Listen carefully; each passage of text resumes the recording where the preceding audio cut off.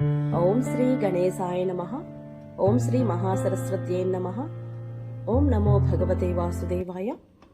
మహాభారత గ్రంథ పారాయణలో భాగంగా ఈరోజు మనం 280వ రోజుకు వచ్చేసాము. ఉద్యోగ పర్వంలో ఉన్నాము. భీష్ముడు దుర్యోధనుడికి తన సైన్యంలోని అతిరథ మహారథులను తెలుపుట గురించి తెలుసుకుందాము. చాలా బాగుంటుంది, చివరి వరకు స్కిప్ చేయకుండా చూడండి. నారాయణం నమస్కృత్య నరం చైవ నరోత్తమం దేవీం సరస్వతిం వ్యాసం తతో జయముధీరయేత్.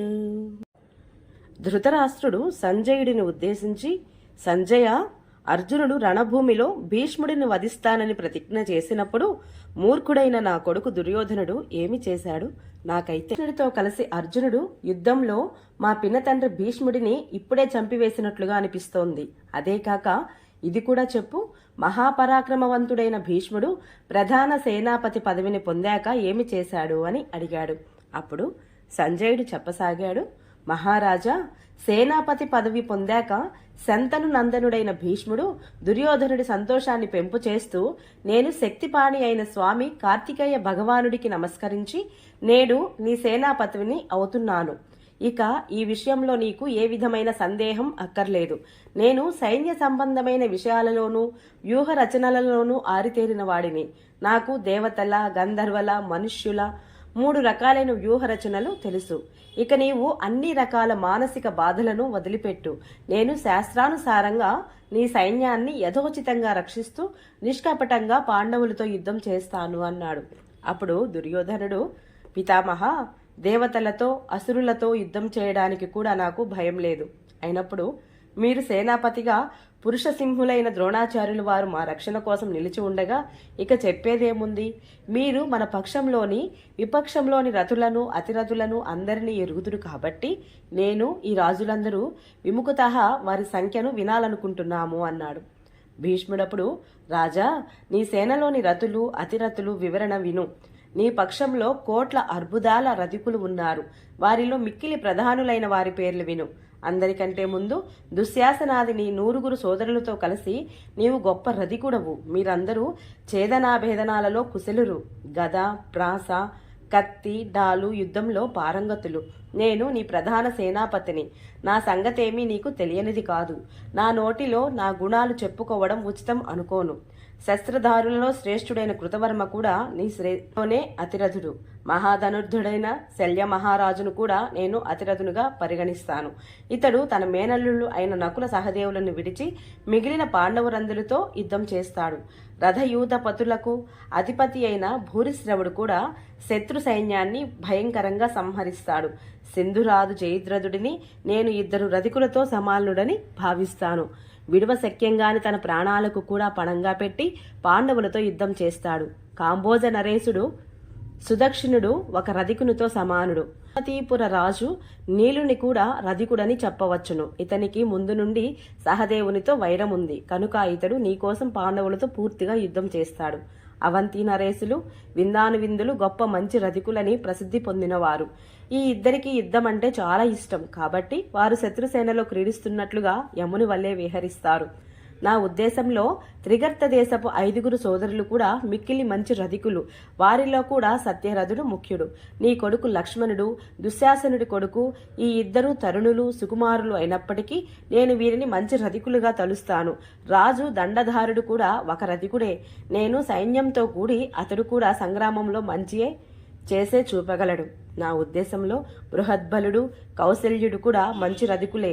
కృపాచార్యుడైతే రథయూత పతులకు అధ్యక్షుడే కూడా. అతడు తన ప్రియమైన ప్రాణాలను కూడా పణంగా పెట్టి నీ శత్రువులను సంహరించగలడు.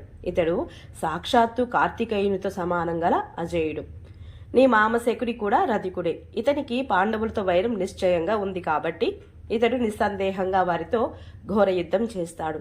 ద్రోణాచార్యుని కొడుకు అశ్వత్థామ మిక్కిలి గొప్ప మహారథి. కానీ ఇతనికి తన ప్రాణాలంటే మిక్కిలి మమకారం. ఇతనిలో ఈ దోషమే కనుక లేకపోతే ఇతనితో సమానుడైన యోధుడు 2 పక్షాల సైన్యంలోనూ ఎవరూ లేరు. ఇతని తండ్రి ద్రోణాచార్యుల వారు వృద్ధుడైన యువకుల కంటే గొప్పవాడు. ఇతడు యుద్ధంలో దుష్కరమైన కార్యాలే చేస్తాడు. ఇందులో నాకేమీ సందేహం లేదు. కానీ అర్జునుడి పట్ల ఇతనికి వాత్సల్యం అధికం కాబట్టి తన ఆచార్యత్వాన్ని పురస్కరించుకొని ఇతడు అతనిని ఎప్పుడు సంహరించడు, ఎందుకంటే అతనిని తన పుత్రుని కంటే ఎక్కువగా భావిస్తూ ఉంటాడు. అయితే దేవతలందరూ, గంధర్వులు, మనుష్యులు కలిసి కూడా ఇతని ఎదుటకు వచ్చినా సరే ఇతడు ఒంటరిగానే రథస్థుడై తన దివ్య శస్త్రాలతో వారిని చిందరవందర చేయగలడు. వీరే కాక మహారాజు పౌరవుని కూడా నేను మహారథిగా ఎంచుతాను. ఇతడు పాంచాల వీరులను సంహరిస్తాడు. రాజపుత్రుడు బృహద్బలుడు కూడా ఒక అచ్చమైన రధికుడే. ఇతడు కాలుని వలె నీ శత్రు సైన్యంలో తిరుగాడుతాడు. నా ఉద్దేశంలో మధువంశపు రాజు జలసంధుడు ఇతడు కూడా మంచి రధికుడే. తన సైన్యంతో కలిసి అతడు కూడా ప్రాణాలకు తెగించి యుద్ధం చేస్తాడు. మహారాజు బాహ్లికుడు అతిరథుడు. ఇతడు యుద్ధంలో సాక్షాత్తు యమరాజుతో సమానుడని నా ఆలోచన. ఇతడు ఒకసారి యుద్ధంలో అడుగు పెడితే తిరిగి వెనకడుగు వేయడు. సేనాపతి సత్యవంతుడు కూడా ఒక మహారథియే. ఇతని చేత ఒక అద్భుతమైన పని అవుతుంది. రాక్షసరాజు అలంబుసుడు మహారథియే. ఇతడు రాక్షస సేన అంతటిలో సర్వోత్తముడైన రధికుడు, మాయావి, పాండవులతో పచ్చి వైరం ఉన్నవాడు. ప్రాగ్జ్యోతిషపురాధిపతి అయినటువంటి భగదత్తుడు గొప్ప వీరుడు, ప్రతాపశాలి.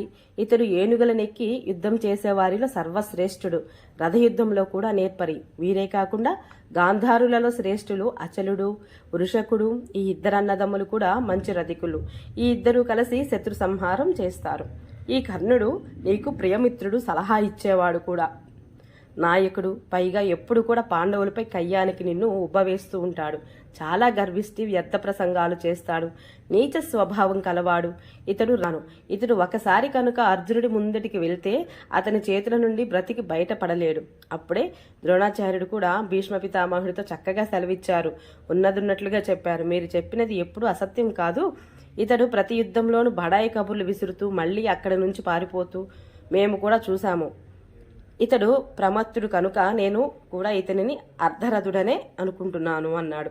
భీష్మ ద్రోణుల మాటలు విని కర్ణుడికి కనుబొమ్మలు ముడిపడ్డాయి.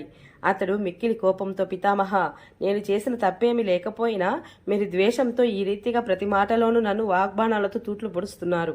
నేను కేవలం దుర్యోధన మహారాజు కారణంగానే మీ మాటలన్నీ సహిస్తున్నాను. మీరు నన్ను అర్ధరథునిగా పరిగణిస్తే లోకమంతా కూడా భీష్ముడు అబద్ధం చెప్పడని తలచి నన్ను అర్ధరథునిగానే అనుకుంటారు. కానీ కురునందన, పెద్ద వయసు ఉందనో, తల నెరిసిందనో, లేక ధనమో కుటుంబమో ఎక్కువనో ఏ క్షత్రియుడిని మహారథి అనరు. క్షత్రియుడు బలం కారణంగానే శ్రేష్ఠుడు అనిపించుకుంటాడు. అలాగే బ్రాహ్మణుడు వేద మంత్రజ్ఞానం కలవాడైతేను, వైశ్యుడు అధిక ధనం కలవాడైతేను, శూద్రుడు అధిక వయస్సుతోనూ శ్రేష్ఠులు అనిపించుకుంటారు. మీరు రాగద్వేష భరితులై ఉన్నారు కనుక మోహవసులై మనస్సుకు నచ్చిన రీతిలో రతి అతిరథుల విభాగం చేస్తున్నారు. మహారాజా దుర్యోధన, మీరు కొంచెం తరచి చూడండి. భీష్ముల వారి భావం చాలా దూషితమైనది. వారు మీకు అహితం చేస్తున్నారు కాబట్టి మీరు వారిని వదిలివేయండి. రతి అతిరథుల పరిగణ ఎక్కడా? ఈ అల్పబుద్ధి గల భీష్ముడెక్కడా? ఇతనికి ఈ వివేకం ఏముంటుంది? నేను ఒక్కడినే పాండవ సేనను అంతటిని తిప్పి కొట్టగలను. భీష్మునికి వయసు అయిపోయింది కాబట్టి కాలుని ప్రేరణతో ఇతని బుద్ధి కూడా బండవారిపోతోంది. యుద్ధం, చంపడం, నరకడం, మంచి ఆలోచనలు వంటివి ఇతనికేమి తెలుసును? శాస్త్రాలు కేవలం వృద్ధుల మాటలపై ఆలోచనలు శ్రద్ధ పెట్టమనే చెబుతాయి, కానీ అతివృద్ధుల మాటలపై కాదు. ఎందుకంటే వారు మళ్ళీ బాలకులాగే అనిపిస్తారు. నేను ఒక్కడినే పాండవ సేనంతను నాశనం చేసినా గాని సేనాపతి అయిన కారణంగా ఆ కీర్తి భీష్మునికే దక్కుతుంది. కాబట్టి ఇతడు బ్రతికి ఉన్నంత వరకు నేను ఎలాంటి యుద్ధము చేయను. ఇతడు చనిపోయాక అయితే మహారథులందరితోనూ పోరాడి చూపిస్తా అన్నాడు. భీష్ముడప్పుడు, సూతపుత్ర, మనం పరస్పరం కలహించుకోవాలని నేను కోరుకోవడం లేదు. అందుకే నీవు ఇంతవరకు బతికి ఉన్నావు. నేను ముసలివాడినే అయితే ఏమిటి? నీవు ఇంకా పిల్లవాడివే కదా. అయినా కూడా నీ యుద్ధ లాలసను, జీవితాశను నేను త్రుంచివేయడం లేదు. జమదగ్ని కుమారుడైన పరశురాముల వారే గొప్ప గొప్ప అస్త్రశస్త్రాలు వర్షించి నన్నేమీ చేయలేకపోయారు. ఇక నీవేమి చేయగలవు? ఓరి కులకళంక, సత్పురుషులు తమ బలాన్ని తామే తమ నోటితో గొప్పగా చెప్పుకోరు. అయినా నీ దుర్మార్గం వల్ల కోపించి నేను ఈ మాటలు చెప్పవలసి వస్తోంది చూడు. కాశీరాజు స్వయంవరం జరిపినప్పుడు అక్కడకు చేరిన రాజులందరినీ నేను జయించి కాశీరాజు కూతుళ్లను హరించాను. ఆ సమయంలో ఇటువంటి 1000 మంది రాజులు ఒంటరిగానే యుద్ధభూమిలో ఓడించాను. ఈ వాగ్వాదం జరుగుతుండగా చూసి దుర్యోధనుడు భీష్ముడితో, పితామహ, మీరు నన్ను చూడండి, మీ తల మీద పెద్ద భారం పడింది. ఇప్పుడు మీరు కేవలం నా హితం మీదనే దృష్టి పెట్టాలి. నా దృష్టిలో మీ ఇద్దరి వల్ల నాకు కూడా పెద్ద ఉపకారం కలుగుతుంది. ఇప్పుడు నేను శత్రు సైన్యంలో ఉన్న రధికుల, అతిరథుల వివరాలు కూడా తెలుసుకోవాలి అనుకుంటున్నాను.